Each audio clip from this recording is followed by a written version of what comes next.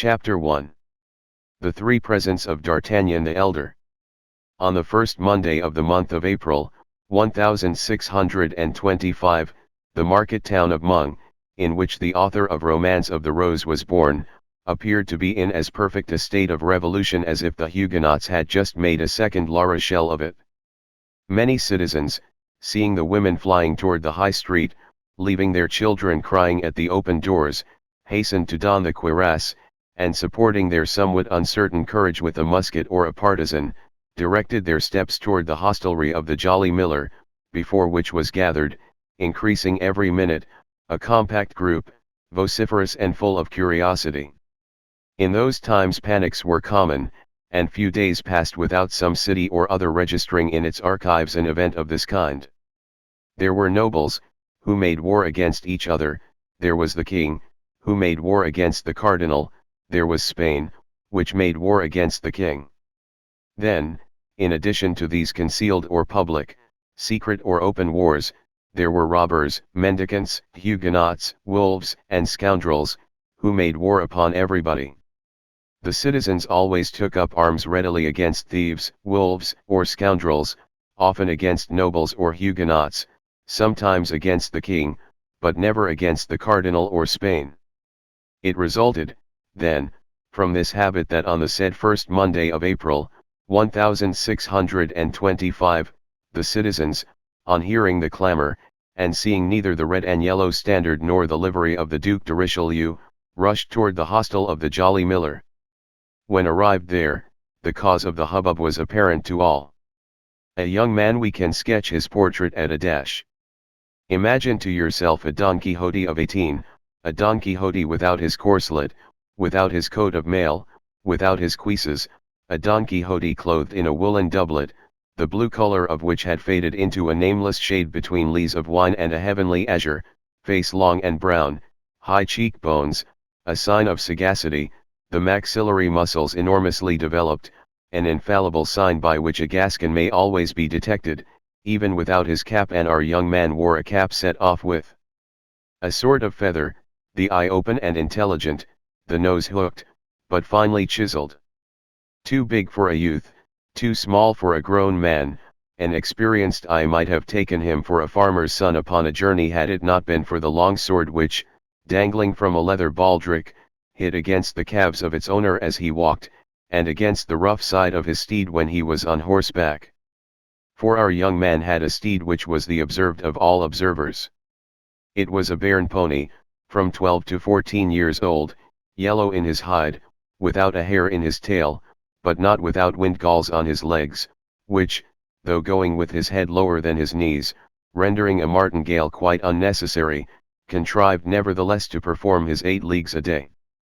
Unfortunately, the qualities of this horse were so well concealed under his strange-colored hide and his unaccountable gait, that at a time when everybody was a connoisseur in horseflesh, the appearance of the aforesaid pony, at Meung, which place he had entered about a quarter of an hour before, by the gate of Beaugency, produced an unfavorable feeling, which extended to his rider. And this feeling had been more painfully perceived by young D'Artagnan, for so was the Don Quixote of this second Rozinante named, from his not being able to conceal from himself the ridiculous appearance that such a steed gave him, good horseman as he was. He had sighed deeply, therefore, when accepting the gift of the pony from D'Artagnan the elder. He was not ignorant that such a beast was worth at least 20 livres, and the words which had accompanied the present were above all price. "My son," said the old Gascon gentleman, in that pure Béarn patois of which Henry IV could never rid himself, "this horse was born in the house of your father about 13 years ago, and has remained in it ever since, which ought to make you love it. Never sell it, allow it to die tranquilly and honorably of old age, and if you make a campaign with it, take as much care of it as you would of an old servant. At court, provided you have ever the honor to go there," continued D'Artagnan the elder, "an honor to which, remember, your ancient nobility gives you the right, sustain worthily your name of gentleman, which has been worthily borne by your ancestors for 500 years, both for your own sake and the sake of those who belong to you. By the latter I mean your relatives and friends. Endure nothing from anyone except Monsieur the Cardinal and the King. It is by his courage, please observe, by his courage alone, that a gentleman can make his way nowadays. Whoever hesitates for a second perhaps allows the bait to escape which during that exact second fortune held out to him. You are young. You ought to be brave for two reasons, the first is that you are a Gascon, and the second is that you are my son. Never fear quarrels, but seek adventures. I have taught you how to handle a sword, you have thews of iron, a wrist of steel. Fight on all occasions. Fight the more for duels being forbidden, since consequently there is twice as much courage in fighting. I have nothing to give you, my son, but 15 crowns, my horse, and the counsels you have just heard. Your mother will add to them a recipe for a certain balsam, which she had from a Bohemian and which has the miraculous virtue of curing all wounds that do not reach the heart. Take advantage of all, and live happily and long. I have but one word to add, and that is to propose an example to you, not mine, for I myself have never appeared at court, and have only taken part in religious wars as a volunteer. I speak of Monsieur de Treville, who was formerly my neighbor, and who had the honor to be, as a child, the playfellow of our king, Louis XIII, whom God preserve. Sometimes their play degenerated into battles, and in these battles the king was not always the stronger. The blows which he received increased greatly his esteem and friendship for Monsieur de Treville. Afterward, Monsieur de Treville fought with others, in his first journey to Paris, 5 times, from the death of the late king till the young one came of age, without reckoning wars and sieges, 7 times, and from that date up to the present day, 100 times, perhaps. So that in spite of edicts, ordinances, and decrees, there he is, captain of the Musketeers, that is to say, chief of a legion of Caesars, whom the king holds in great esteem and whom the cardinal dreads, he who dreads nothing, as it is said. Still further, Monsieur de Treville gains 10,000 crowns a year, he is therefore a great noble. He began as you begin. Go to him with this letter, and make him your model in order that you may do as he has done. Upon which M. d'Artagnan the elder girded his own sword round his son, kissed him tenderly on both cheeks, and gave him his benediction. On leaving the paternal chamber, the young man found his mother, who was waiting for him with the famous recipe of which the counsels we have just repeated would necessitate frequent employment. The adieus were on this side longer and more tender than they had been on the other, not that M. d'Artagnan did not love his son, who was his only offspring, but M. d'Artagnan was a man, and he would have considered it unworthy of a man to give way to his feelings, whereas Madame d'Artagnan was a woman, and still more, a mother. She wept abundantly, and let us speak it to the praise of M. d'Artagnan the younger, notwithstanding the efforts he made to remain firm, as a future musketeer ought. Nature prevailed, and he shed many tears, of which he succeeded with great difficulty in concealing the half. The same day the young man set forward on his journey, furnished with the 3 paternal gifts, which consisted, as we have said, of 15 crowns, the horse, and the letter for M. de Treville, the counsels being thrown into the bargain. With such a vade mecum d'Artagnan was morally and physically an exact copy of the hero of Cervantes, to whom we so happily compared him when our duty of an historian placed us under the necessity of sketching his portrait.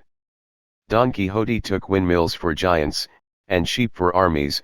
D'Artagnan took every smile for an insult, and every look as a provocation, whence it resulted that from Tarbes to Mung his fist was constantly doubled, or his hand on the hilt of his sword, and yet the fist did not descend upon any jaw, nor did the sword issue from its scabbard. It was not that the sight of the wretched pony did not excite numerous smiles on the countenances of passers-by, but as against the side of this pony rattled a sword of respectable length, and as over the sword gleamed an eye rather ferocious than haughty, these passers-by repressed their hilarity, or if hilarity prevailed over prudence, they endeavored to laugh only on one side, like the masks of the ancients. D'Artagnan, then, remained majestic and intact in his susceptibility, till he came to this unlucky city of Mung. But there, as he was alighting from his horse at the gate of the Jolly Miller, without any one host, waiter, or hostler coming to hold his stirrup or take his horse, D'Artagnan spied, though an open window on the ground floor, a gentleman, well made and of good carriage, although of rather a stern countenance, talking with two persons who appeared to listen to him with respect. D'Artagnan fancied quite naturally, according to his custom, that he must be the object of their conversation, and listened. This time D'Artagnan was only in part mistaken, he himself was not in question, but his horse was. The gentleman appeared to be enumerating all his qualities to his auditors, and, as I have said, the auditors seeming to have great deference for the narrator, they every moment burst into fits of laughter. Now, as a half-smile was sufficient to awaken the irascibility of the young man, the effect produced upon him by this vociferous mirth may be easily imagined. Nevertheless, D'Artagnan was desirous of examining the appearance of this impertinent personage who ridiculed him. He fixed his haughty eye upon the stranger, and perceived a man of from 40 to 45 years of age, with black and piercing eyes, pale complexion, a strongly marked nose, and a black and well-shaped mustache. He was dressed in a doublet and hose of a violet color, with aiguillettes of the same color, without any other ornaments than the customary slashes, through which the shirt appeared. This doublet and hose, though new, were creased, like traveling clothes for a long time packed in a portmanteau. D'Artagnan made all these remarks with the rapidity of a most minute observer, and doubtless from an instinctive feeling that this stranger was destined to have a great influence over his future life. Now, as at the moment in which D'Artagnan fixed his eyes upon the gentleman in the violet doublet, the gentleman made one of his most knowing and profound remarks respecting the Baroness Eponine, his two auditors laughed even louder than before, and he himself, though contrary to his custom, allowed a pale smile, if I may be allowed to use such an expression, to stray over his countenance. This time there could be no doubt, D'Artagnan was really insulted. Full, then, of this conviction, he pulled his cap down over his eyes, and endeavoring to copy some of the court airs he had picked up in Gascony among young travelling nobles, he advanced with one hand on the hilt of his sword and the other resting on his hip. Unfortunately, as he advanced, his anger increased at every step, and instead of the proper and lofty speech he had prepared as a prelude to his challenge, he found nothing at the tip of his tongue but a gross personality, which he accompanied with a furious gesture. I say, sir, you sir, who are hiding yourself behind that shutter, yes, you, sir, tell me what you are laughing at, and we will laugh together. The gentleman raised his eyes slowly from the nag to his cavalier, as if he required some time to ascertain whether it could be to him that such strange reproaches were addressed. Then, when he could not possibly entertain any doubt of the matter, his eyebrows slightly bent, and with an accent of irony and insolence impossible to be described, he replied to D'Artagnan, I was not speaking to you, sir. But I am speaking to you, replied the young man, additionally exasperated with this mixture of insolence and good manners, of politeness and scorn. The stranger looked at him again with a slight smile, and retiring from the window, came out of the hostelry with a slow step, and placed himself before the horse, within 2 paces of D'Artagnan. His quiet manner and the ironical expression of his countenance redoubled the mirth of the persons with whom he had been talking, and who still remained at the window. D'Artagnan, seeing him approach, drew his sword a foot out of the scabbard. This horse is decidedly, or rather has been in his youth, a buttercup, resumed the stranger, continuing the remarks he had begun, and addressing himself to his auditors at the window, without paying the least attention to the exasperation of D'Artagnan, who, however, placed himself between him and them. It is a color very well known in botany, but till the present time very rare among horses. There are people who laugh at the horse that would not dare to laugh at the master, cried the young emulator of the furious Treville. I do not often laugh, sir, replied the stranger, as you may perceive by the expression of my countenance, but nevertheless I retain the privilege of laughing when I please. And I, cried D'Artagnan, will allow no man to laugh when it displeases me. Indeed, sir, continued the stranger, more calm than ever, well, that is perfectly right, and turning on his heel, was about to re-enter the hostelry by the front gate, beneath which D'Artagnan on arriving had observed a saddled horse. But, D'Artagnan was not of a character to allow a man to escape him thus who had the insolence to ridicule him. He drew his sword entirely from the scabbard, and followed him, crying, "Turn, turn, Master Joker, lest I strike you behind." "Strike me," said the other, turning on his heels, and surveying the young man with as much astonishment as contempt. "Why, my good fellow, you must be mad."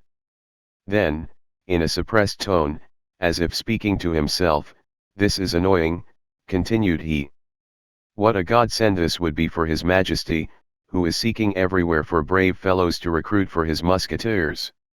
He had scarcely finished, when D'Artagnan made such a furious lunge at him that if he had not sprung nimbly backward, it is probable he would have jested for the last time.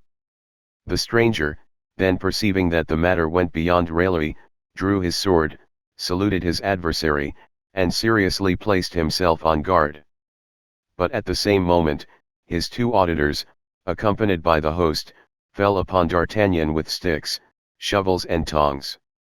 This caused so rapid and complete a diversion from the attack that D'Artagnan's adversary, while the latter turned round to face the shower of blows, sheathed his sword with the same precision, and instead of an actor, which he had nearly been, became a spectator of the fight, a part in which he acquitted himself with his usual impassiveness, muttering, "Nevertheless, a plague upon these Gascons.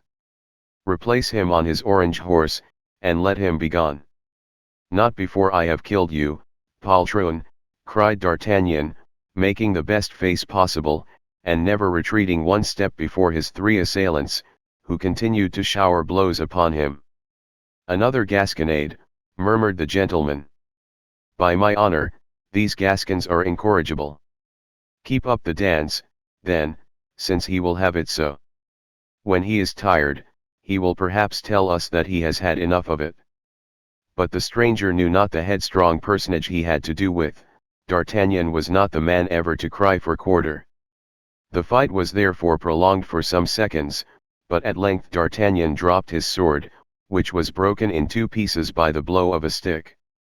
Another blow full upon his forehead at the same moment brought him to the ground, covered with blood and almost fainting. It was at this moment that people came flocking to the scene of action from all sides. The host, fearful of consequences, with the help of his servants carried the wounded man into the kitchen, where some trifling attentions were bestowed upon him.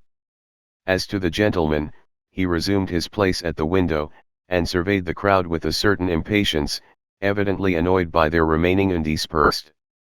"Well, how is it with this madman?" exclaimed he, turning round as the noise of the door announced the entrance of the host, who came in to inquire if he was unhurt. "Your Excellency is safe and sound?" asked the host. "Oh, yes. Perfectly safe and sound, my good host, and I wish to know what has become of our young man." "He is better," said the host, "he fainted quite away." "Indeed," said the gentleman. "But before he fainted, he collected all his strength to challenge you, and to defy you while challenging you." "Why, this fellow must be the devil in person," cried the stranger. "Oh, no, your Excellency, he is not the devil," replied the host, with a grin of contempt, "for during his fainting we rummaged his valise and found nothing but a clean shirt and 11 crowns, which however, did not prevent his saying, as he was fainting, that if such a thing had happened in Paris, you should have cause to repent of it at a later period." "Then," said the stranger coolly, "he must be some prince in disguise." "I have told you this, good sir," resumed the host, "in order that you may be on your guard." "Did he name no one in his passion?" "Yes, he struck his pocket and said, 'We shall see what Monsieur de Treville will think of this insult offered to his protégé.'" "Monsieur de Treville," said the stranger, becoming attentive, "he put his hand upon his pocket while pronouncing the name of Monsieur de Treville? Now, my dear host, while your young man was insensible, you did not fail, I am quite sure, to ascertain what that pocket contained." "What was there in it?" "A letter addressed to Monsieur de Treville, captain of the Musketeers." "Indeed." Exactly as I have the honor to tell your excellency. The host, who was not endowed with great perspicacity, did not observe the expression which his words had given to the physiognomy of the stranger. The latter rose from the front of the window, upon the sill of which he had leaned with his elbow, and knitted his brow like a man disquieted. "The devil," murmured he, between his teeth. "Can Treville have set this Gascon upon me? He is very young, but a sword thrust is a sword thrust, whatever be the age of him who gives it, and a youth is less to be suspected than an older man," and the stranger fell into a reverie which lasted some minutes. A weak obstacle is sometimes sufficient to overthrow a great design. "Host," said he, "could you not contrive to get rid of this frantic boy for me? In conscience, I cannot kill him, and yet," added he, with a coldly menacing expression, "he annoys me." "Where is he?" "In my wife's chamber, on the first flight, where they are dressing his wounds. His things and his bag are with him." "Has he taken off his doublet?" "On the contrary, everything is in the kitchen." "But if he annoys you, this young fool?" "To be sure he does. He causes a disturbance in your hostelry, which respectable people cannot put up with. Go, make out my bill and notify my servant." "What, monsieur, will you leave us so soon?" "You know that very well, as I gave my order to saddle my horse." "Have they not obeyed me?" "It is done, as your excellency may have observed, your horse is in the great gateway, ready saddled for your departure." "That is well, do as I have directed you, then." "What the devil," said the host to himself. "Can he be afraid of this boy?" But an imperious glance from the stranger stopped him short. He bowed humbly and retired. "It is not necessary for Milady * to be seen by this fellow," continued the stranger. "She will soon pass, she is already late. I had better get on horseback, and go and meet her. I should like, however, to know what this letter addressed to Treville contains. We are well aware that this term, Milady, is only properly used when followed by a family name. But we find it thus in the manuscript, and we do not choose to take upon ourselves to alter it." And the stranger, muttering to himself, directed his steps toward the kitchen. In the meantime, the host, who entertained no doubt that it was the presence of the young man that drove the stranger from his hostelry, reascended to his wife's chamber, and found D'Artagnan just recovering his senses. Giving him to understand that the police would deal with him pretty severely for having sought a quarrel with a great lord, for in the opinion of the host the stranger could be nothing less than a great lord, he insisted that notwithstanding his weakness D'Artagnan should get up and depart as quickly as possible. D'Artagnan, half stupefied, without his doublet, and with his head bound up in a linen cloth, arose then, and urged by the host, began to descend the stairs, but on arriving at the kitchen, the first thing he saw was his antagonist talking calmly at the step of a heavy carriage, drawn by two large Norman horses. His interlocutor, whose head appeared through the carriage window, was a woman of from 20 to 22 years. We have already observed with what rapidity D'Artagnan seized the expression of a countenance. He perceived then, at a glance, that this woman was young and beautiful, and her style of beauty struck him more forcibly from its being totally different from that of the southern countries in which D'Artagnan had hitherto resided. She was pale and fair, with long curls falling in profusion over her shoulders, had large, blue, languishing eyes, rosy lips, and hands of alabaster. She was talking with great animation with the stranger. "His Eminence, then, orders me," said the lady, "to return instantly to England, and to inform him as soon as the Duke leaves London." "And as to my other instructions," asked the fair traveller. "They are contained in this box, which you will not open until you are on the other side of the channel." "Very well, and you, what will you do?" I return to Paris." "What, without chastising this insolent boy?" asked the lady. The stranger was about to reply, but at the moment he opened his mouth, D'Artagnan, who had heard all, precipitated himself over the threshold of the door. "This insolent boy chastises others," cried he, and I hope that this time he whom he ought to chastise will not escape him as before. Will not escape him, replied the stranger, knitting his brow. No, before a woman you would dare not fly, I presume. Remember, said Milady, seeing the stranger lay his hand on his sword, the least delay may ruin everything. You are right, cried the gentleman, begone then, on your part, and I will depart as quickly on mine. And bowing to the lady, he sprang into his saddle, while her coachman applied his whip vigorously to his horses. The two interlocutors thus separated, taking opposite directions, at full gallop. Pay him, booby, cried the stranger to his servant, without checking the speed of his horse, and the man, after throwing 2 or 3 silver pieces at the foot of mine host, galloped after his master.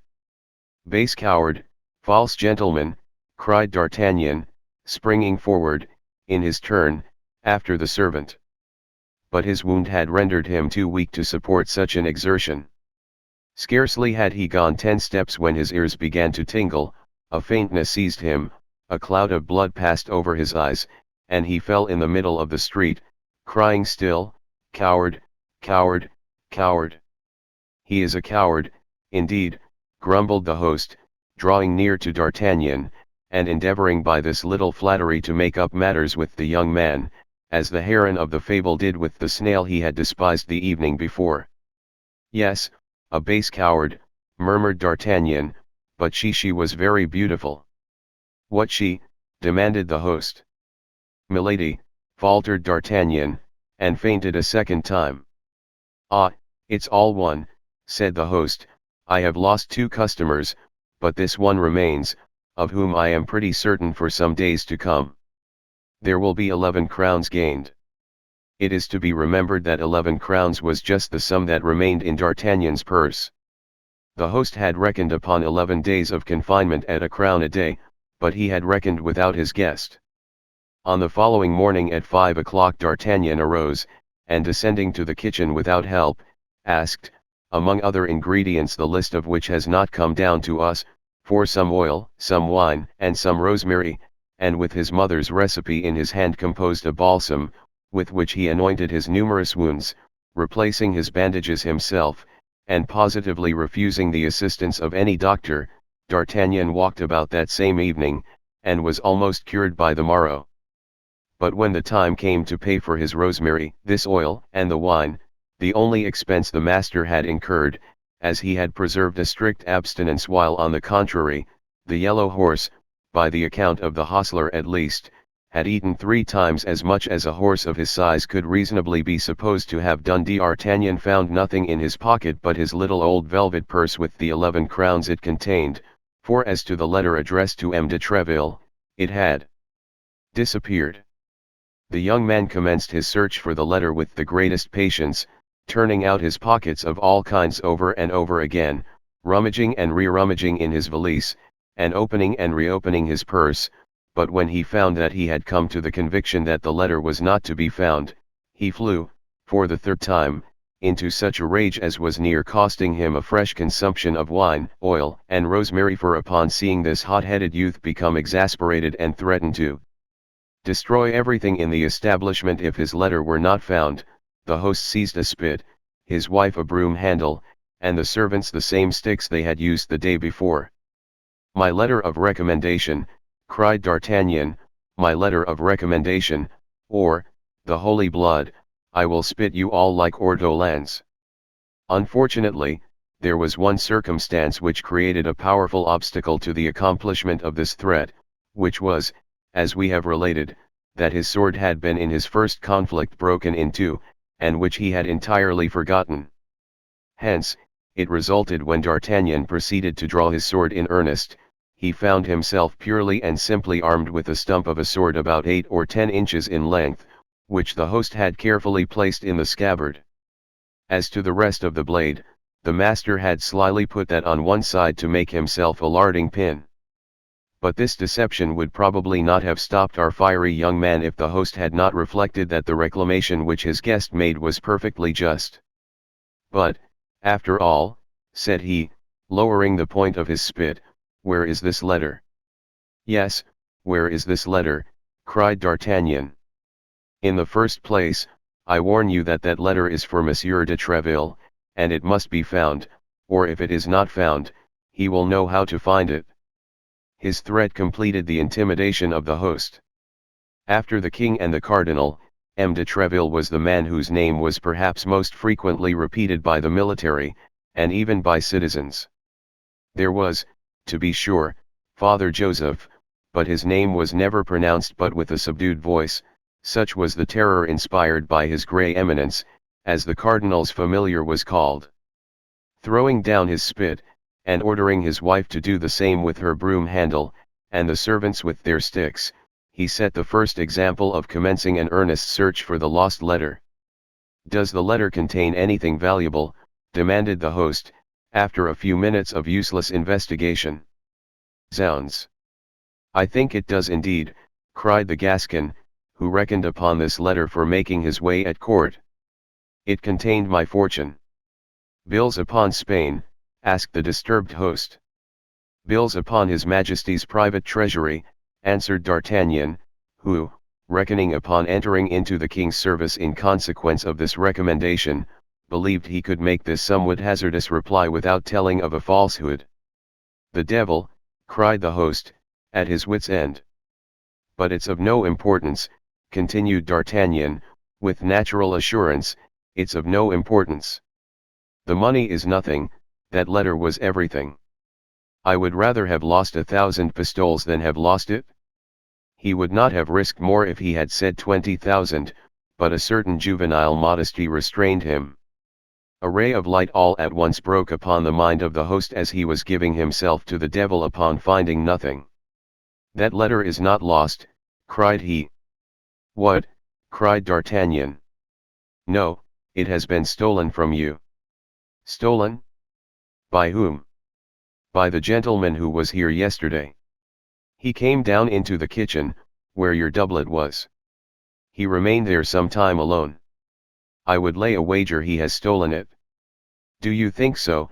answered D'Artagnan, but little convinced, as he knew better than anyone else how entirely personal the value of this letter was, and saw nothing in it likely to tempt cupidity. The fact was that none of his servants, none of the travelers present, could have gained anything by being possessed of this paper. "Do you say," resumed D'Artagnan, "that you suspect that impertinent gentleman?" "I tell you I am sure of it," continued the host. "When I informed him that your lordship was the protégé of Monsieur de Treville, and that you even had a letter for that illustrious gentleman, he appeared to be very much disturbed, and asked me where that letter was, and immediately came down into the kitchen, where he knew your doublet was."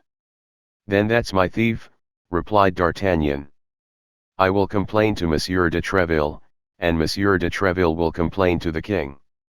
He then drew 2 crowns majestically from his purse and gave them to the host, who accompanied him, cap in hand, to the gate, and remounted his yellow horse, which bore him without any further accident to the gate of St. Antoine at Paris, where his owner sold him for 3 crowns, which was a very good price, considering that D'Artagnan had ridden him hard during the last stage. Thus the dealer to whom D'Artagnan sold him for the 9 livres did not conceal from the young man that he only gave that enormous sum for him on the account of the originality of his color. Thus D'Artagnan entered Paris on foot, carrying his little packet under his arm, and walked about till he found an apartment to be let on terms suited to the scantiness of his means. This chamber was a sort of garret, situated in the Rue des Fossoyeurs, near the Luxembourg. As soon as the earnest money was paid, D'Artagnan took possession of his lodging, and passed the remainder of the day in sewing onto his doublet and hose some ornamental braiding which his mother had taken off an almost new doublet of the elder M. D'Artagnan, and which she had given her son secretly. Next he went to the Quai de Pharaon to have a new blade put to his sword, and then returned toward the Louvre, inquiring of the first musketeer he met for the situation of the hotel of M. de Treville, which proved to be in the Rue du Vieux Colombier, that is to say, in the immediate vicinity of the chamber hired by D'Artagnan, a circumstance which appeared to furnish a happy augury for the success of his journey. After this, satisfied with the way in which he had conducted himself at Meung, without remorse for the past, confident in the present, and full of hope for the future, he retired to bed and slept the sleep of the brave. This sleep, provincial as it was, brought him to 9 o'clock in the morning, at which hour he rose, in order to repair to the residence of M. de Treville, the third personage in the kingdom, in the paternal estimation. Next chapter coming soon.